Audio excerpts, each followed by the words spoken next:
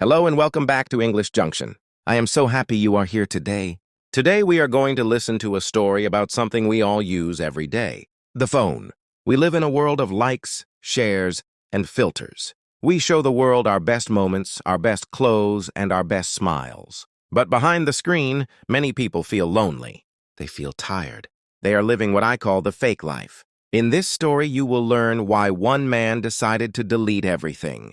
You will learn the difference between being connected and being together. As you listen, I want you to focus on the rhythm of my voice.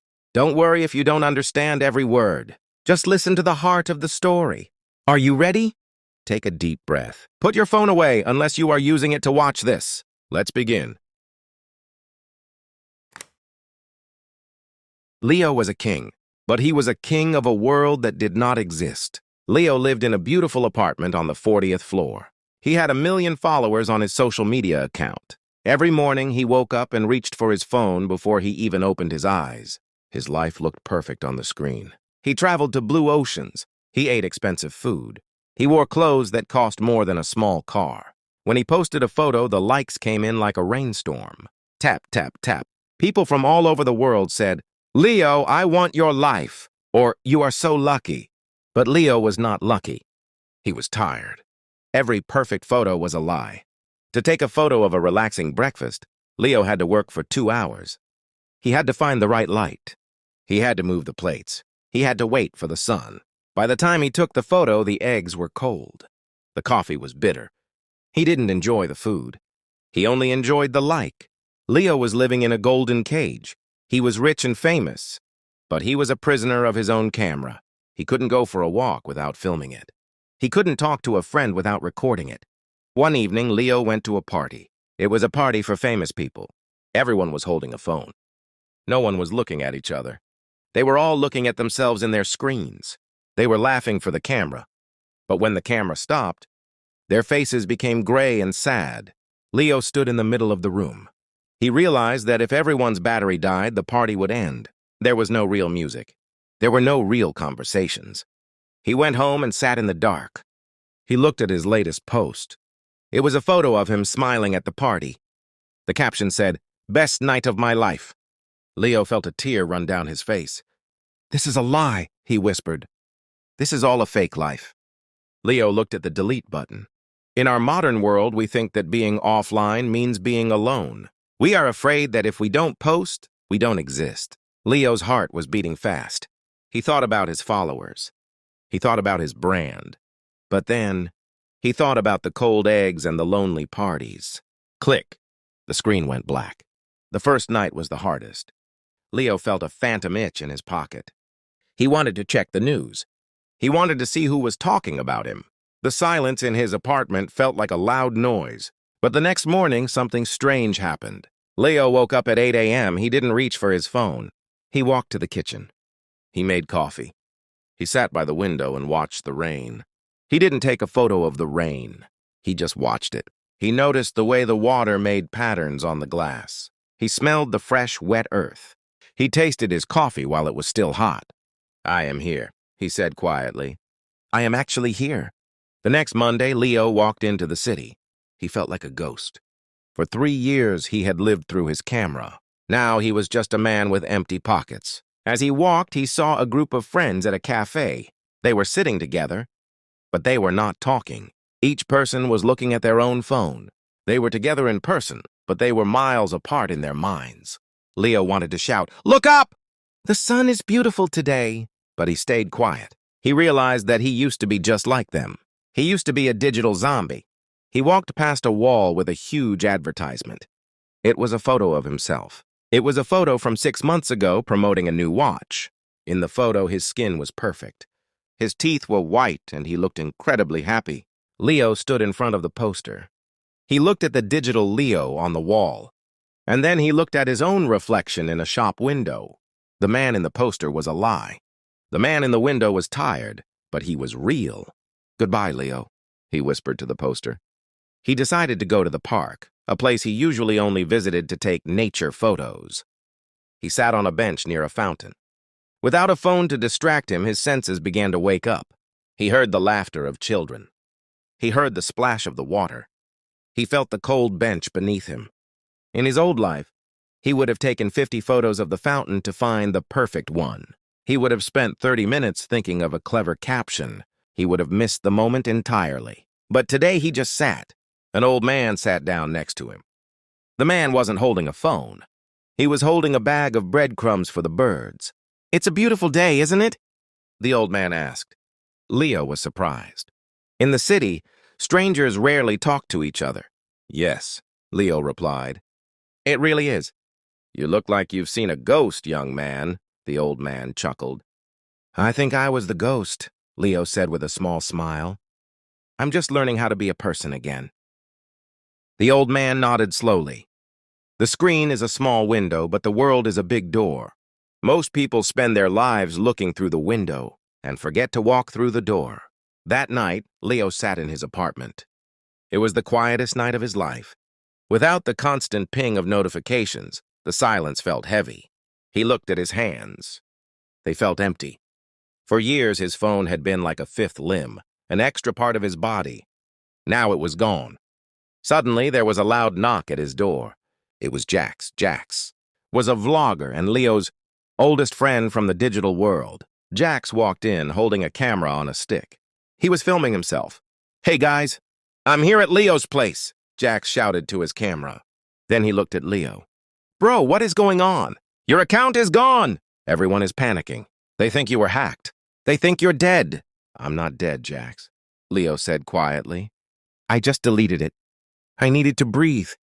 Jax stopped filming for a second. He looked confused, almost scared. "Delete? You don't just delete 1 million followers, Leo. That's your money. That's your life. Without your profile, you're nobody. You're invisible." Leo looked at Jax. He saw the ring light reflecting in Jax's eyes. He saw the way Jax was checking his own view count while they were talking. Jax wasn't really there. He was half human and half data. "I felt invisible with the profile, Jax," Leo replied. "I was tired of acting. I was tired of being a product." "Don't you ever feel like you're just pretending?" Jax laughed, but it was a nervous laugh. "Everyone is pretending, Leo. That's the game. You just have to be the best at it. Come on, man. I'll film a comeback video for you. We'll say it was a social experiment. You'll get double the followers." Leo looked at the camera lens. It looked like a cold black eye. He realized that Jax didn't want his friend back. He wanted a story for his channel. "No, Jax," Leo said firmly. "I'm done with the game. I want to find out what my own voice sounds like when I'm not talking to a microphone. I want to hear the sound of my own heart." Jax shook his head. "You're making a mistake. In a week, they will forget you. You'll be a ghost." "I hope so," Leo smiled. "Because ghosts are the only ones who can walk through walls." After Jax left, Leo felt a strange sense of relief. He realized that the social media world was not built on friendship. It was built on attention. And attention is not the same thing as love. The next morning, Leo did something he had not done since he was a child. He went to a small shop and bought a paper map. In his digital life, he always used GPS. A blue dot on a screen told him where to turn, where to eat, and how long it would take to arrive. He never had to think. He never had to look at the stars or the shape of the hills. He was a passenger in his own life, but a paper map was different. It didn't talk. It didn't track his location. It was just a piece of paper with lines and names. Leo packed a small bag. He didn't take his professional camera. He didn't take his tablet. He took 3 books, a notebook, and a pair of sturdy walking boots. He looked at his apartment one last time. It was full of expensive things that he bought to show off to people he didn't even like. "I am leaving the museum," he thought. "I am going into the world." He drove away from the city. As the tall buildings of Neo disappeared in his mirror, he felt a weight lifting from his chest. The further he got from the cell phone towers, the lighter he felt. He drove until the road became narrow and the trees became thick. He followed the map to a place called Stone Creek. It was a tiny village in the mountains where the internet signal was weak and the air was cold. When he arrived, he found a small wooden cabin. It had a fireplace, a bed, and a window that looked out at a forest. There was no television. There was no Wi-Fi. Leo sat on the porch. He opened his notebook. For years, he only wrote captions, short, fake sentences designed to get attention. Now, he wanted to write his own thoughts. He wrote, "Day 1 of being a ghost. I can hear the birds. I can hear the wind. I can finally hear myself thinking. It is quiet, but it is not empty." Later that day, he went to the local general store to buy some eggs and bread. The woman behind the counter was named Martha. She didn't recognize him. She didn't know he had 1 million followers. To her, he was just a young man with a tired face and a new map. "Are you lost, son?" she asked kindly. Leo smiled. "No, Martha. I think I am finally found." Life in Stone Creek was not like a movie. There were no filters to make the mornings look brighter. Some days were cold, and the wood for the fire was wet. Leo's hands, which were used to tapping smooth glass, were now getting small cuts and blisters. One afternoon, while Leo was trying to find a trail in the forest, he met a man named Silas. Silas was an old woodcutter who lived even deeper in the mountains. He didn't have a phone. He didn't even have a radio. "You're the city boy from the cabin," Silas said, looking at Leo's expensive hiking boots. "You walk like a man who is being chased by something." Leo stopped and breathed hard. "I'm not being chased. I'm just trying to see everything. I want to experience real life as fast as possible." Silas laughed. It was a slow, deep sound. "You can't rush the forest, son, and you can't rush yourself. That's your city habit. You think that if you don't finish the day, you have failed. But the trees don't have a deadline. The river doesn't have a to-do list." Silas invited Leo to sit by a small stream. He told Leo to close his eyes. "Tell me what you hear," Silas whispered. At first, Leo heard nothing. Then, slowly, his ears opened. He heard the water hitting the rocks. He heard the squirrels moving in the dry leaves. He heard the deep, low groan of an old pine tree. "I hear the world," Leo said. "No," Silas replied. "You hear the truth. The screen tells you what to think. The forest tells you how to feel. In the city, you were a user. Here, you are a part. You are part of the wind, part of the earth, and part of the silence." Leo realized that for years he had been consuming life instead of living it. He was eating experiences like fast food.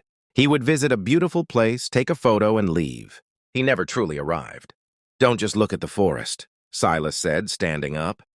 "Let the forest look at you. Stop trying to capture the moment. Just be the moment." That evening, Leo went back to his cabin. He looked at his notebook. He didn't write a perfect caption. He just wrote one word: presence. In his old life, Leo's art was a digital filter. He could make a gray sky look blue with one tap. He could make a sad face look happy with a beauty setting. But in the mountains, there were no shortcuts. One morning, Silas gave Leo a gift. It wasn't a new gadget or a battery pack. It was a set of old brushes and some jars of dry paint.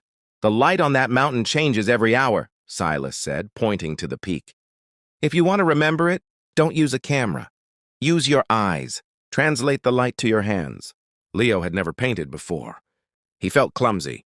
When he tried to paint the green of the trees, it looked like a mess of dark mud. He wanted to give up. He wanted to reach for his phone, find a forest theme, and be done with it. "It's not perfect," Leo complained. "It doesn't look like the photos on my old feed." "That is because a photo captures the surface," Silas replied. "A painting captures the effort.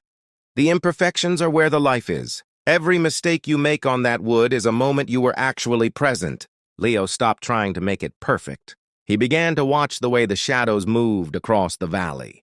He realized that when he used a camera, he was just a collector of images. But when he painted, he was a student of the world. He spent 3 days painting one single tree. He noticed the tiny cracks in the bark.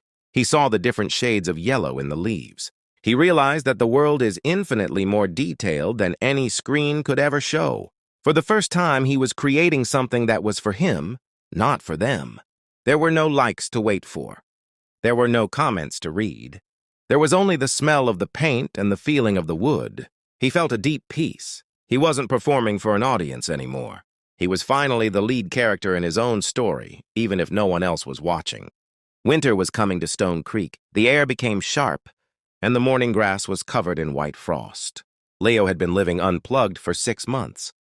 His skin was rougher, his eyes were clearer, and the phantom itch to check his phone was finally gone. One evening, while cleaning a corner of his cabin, Leo found his old laptop.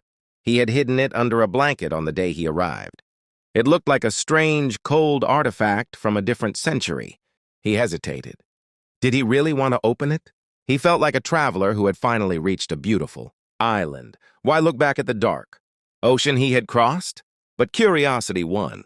He plugged it in and turned it on. The bright glow of the screen hurt his eyes. It felt aggressive, like a loud shout in a quiet church. When the desktop appeared, he saw thousands of unread emails and notifications. He opened his old social media profile. He expected to feel a wave of sadness or a desire to return. Instead, he felt nothing. It was like looking at a stranger's photo album. He saw that Jax had posted a video titled, "What Happened to Leo? The Mystery of the Disappearing Influencer." The video had millions of views. People in the comments were making up stories. Some said he was in rehab. Some said he was a monk. Some said it was all a big marketing trick for a new brand. No one suggested the truth, that he was just a man sitting by a fire, learning how to paint a tree. Then he saw a message from a young girl named Maya. She was 16 years old. She wrote, "Leo, I saw your last post about the fake life. I feel that way too. I cry every night because my life doesn't look like yours. I'm trying so hard to be perfect, but I'm just tired. Please tell me what to do." Leo's heart sank. He realized that while he was finding peace in the mountains, his digital ghost was still hurting people in the city. His old photos were still making people feel not enough. He didn't want to be an influencer anymore, but he realized he had a responsibility. He couldn't just hide in the forest while the world was drowning in the screen. He didn't post a photo. He didn't use a filter. He opened a simple text document and began to write. He didn't write for likes. He wrote for Maya.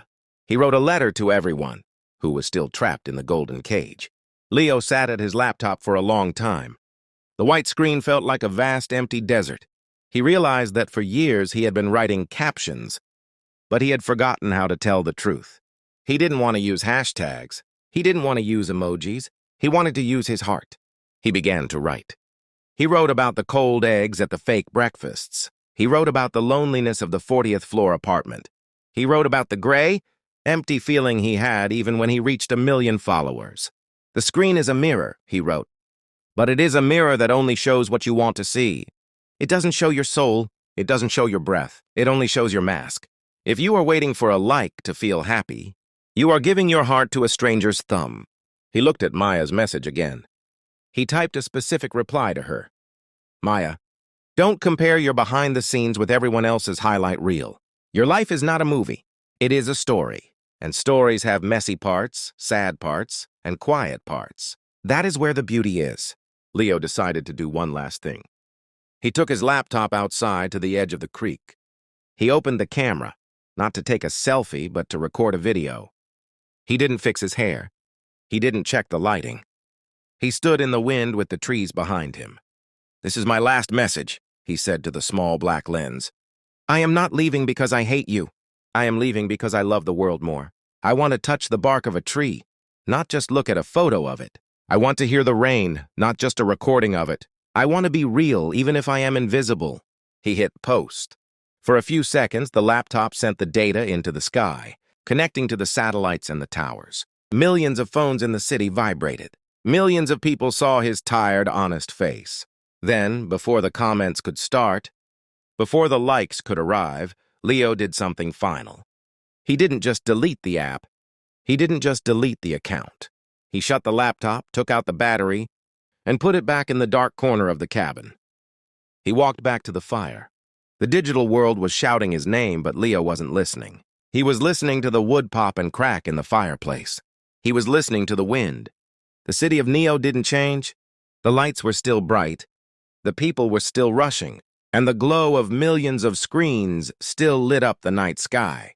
But for those who saw Leo's final message, something shifted. In a small bedroom, Maya put her phone face down on the table. She looked at her reflection in the dark window and, for the first time in years, she didn't try to fix her hair or hide her face. She just breathed. She realized that she was enough, exactly as she was, without a single like. Leo never returned to the city. He didn't become a famous artist. He didn't start a new, slow-living brand. He simply lived. He spent his days painting the mountains and his nights reading by the fire. He was no longer a user or a creator. He was a human being. He learned that the most beautiful parts of life are the ones that are never photographed. the way the morning mist feels on your skin, the sound of a friend's real laughter, the peace of a quiet mind. These things cannot be shared online. They can only be lived in the moment. And that, my dear students, is the end of Leo's story. Today we talked about the fake life. We talked about how easy it is to get lost in a world of glass and light, and how hard it is to find our way back to the truth. I want you to think about your own life. When was the last time you watched a sunset without trying to take a photo of it? When was the last time you talked to a friend for an hour without checking your notifications? We think that the phone is a tool to connect us. And yes, it can be. But sometimes it is a wall. It is a wall that stands between you and the real world. It is a wall that stands between you and yourself. Remember what the old man Silas said. The screen is a small window, but the world is a big door. Don't spend your whole life looking through the window. Have the courage to open the door. Have the courage to be invisible for a while, because when you stop looking at the screen, you finally start seeing your life. Your value is not measured by a number on a profile. Your beauty is not measured by a filter. You are real. You are here, and that is the most wonderful thing you can be. Thank you for joining me today at English Junction. I hope this story helped your English, but more importantly, I hope it helped your heart. Take a walk today. Leave your phone at home. Listen to the wind. And remember, you are more than a like. I will see you in the next story. Goodbye for now.